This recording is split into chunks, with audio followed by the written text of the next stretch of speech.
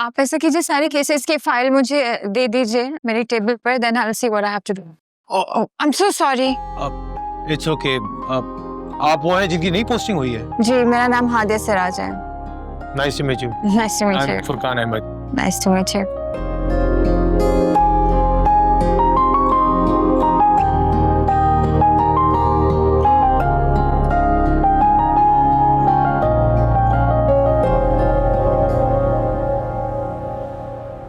अम्मी, मैंने आपकी बात मान ली है। मैंने साहिल से आपके बारे में कोई भी बात नहीं की, लेकिन मेरा दिल हर वक्त बेचैन रहता है।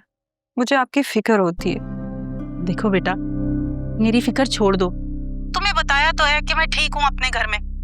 देखो, जज्बात में आकर अगर तुम मुझे बुलवा भी लोगी तो अच्छी बात नहीं है। तुम्हारे लिए मुश्किल पैदा हो सकती है। लोग तरह तरह की बातें करेंगे, तुम्हें भी और साहिल को भी। देखो, मैंने तुम्हारी तरबियत बहुत अच्छे तरीके से की है और मैं नहीं चाहती कि लोग मेरी वजह से तुम्हें ताने दें। एक बात सुनो, मैं तुम्हारे घर में ना आकर बेसुकून हो जाऊंगी, इस वजह से ये बातें मत करो।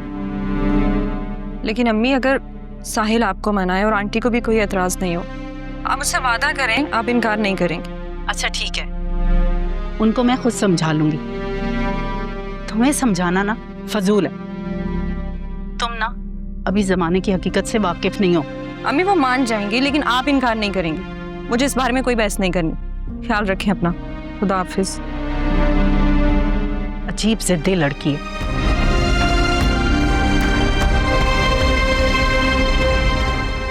ये मेरा ऑफिस है। अभी तो बिजी हूँ, फ्री हो जाऊंगी तो आपको कॉल करूंगी, ठीक है?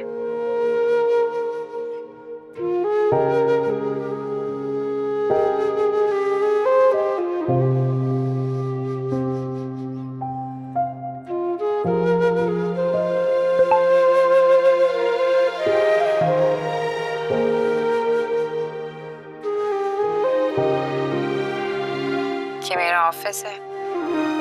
अभी तो बिजी हूँ, फ्री हो जाऊंगी तो आपको कॉल करूंगी, ठीक है? बस अभी स्कूल से आई हूँ, लंच करने लगी हूँ। हादिया बेटा, अपना बहुत ख्याल रखना।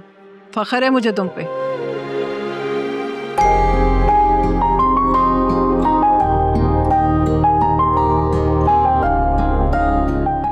बस अभी स्कूल से आई हूँ, लंच करने लगी हूँ। हादिया बेटा, अपना बहुत ख्याल रखना। फख्र है मुझे तुम पे।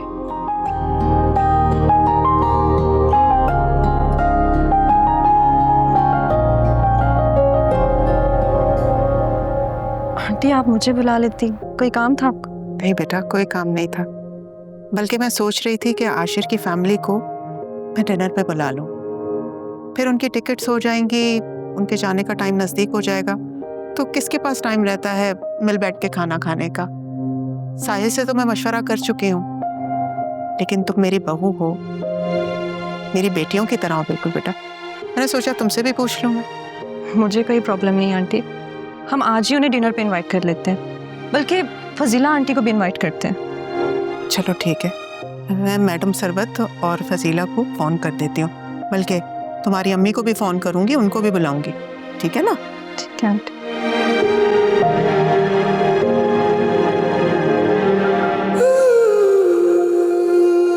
कोशिश करूंगी जितना प्यार और मोहब्बत आप मुझे देते हैं, मैं उससे बढ़कर आपको सबको मोहब्बत दे सकूं।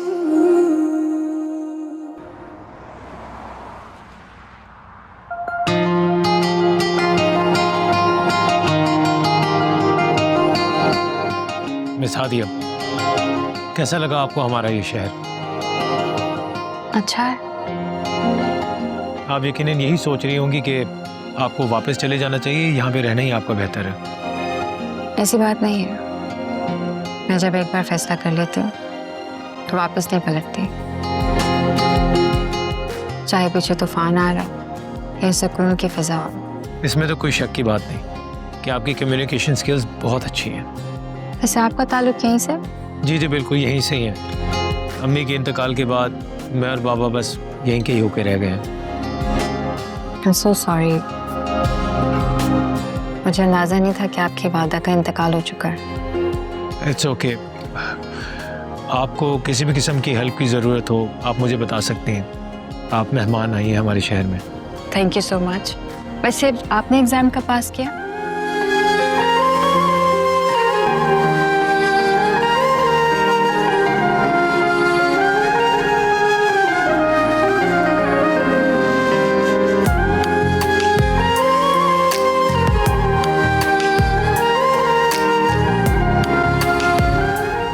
जी आंटी, आप बोलिए, आपने कुछ कहना था। बेटा रात को तुम्हारी अम्मी की तरफ डिनर पे जाना है ना, तो आशिर को कॉल कर दो, उसको बता दो कि जाना है। बल्कि एक काम करो, उनसे कहो कि वो यहाँ आ जाए, हमारी तरफ से डिनर है।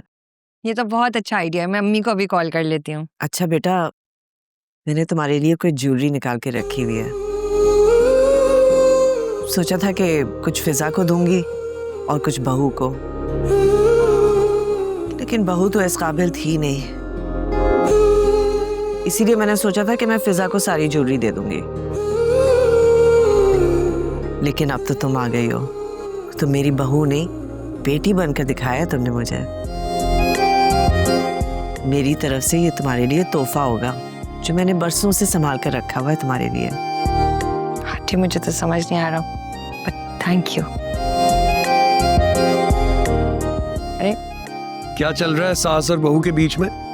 ये तो एक सीक्रेट है। अच्छा आशिर, मुझे ये बताओ, साहिल से हुआ कोई राब्ता? नहीं माँ, मैं आज बहुत ज्यादा बिजी था तो मैसेज नहीं कर सका। मैं बहरहाल पूछ लूंगा उससे। अच्छा चलो, कोई भी बात हो तो मुझे जरूर बताना। हाँ? ठीक है माँ।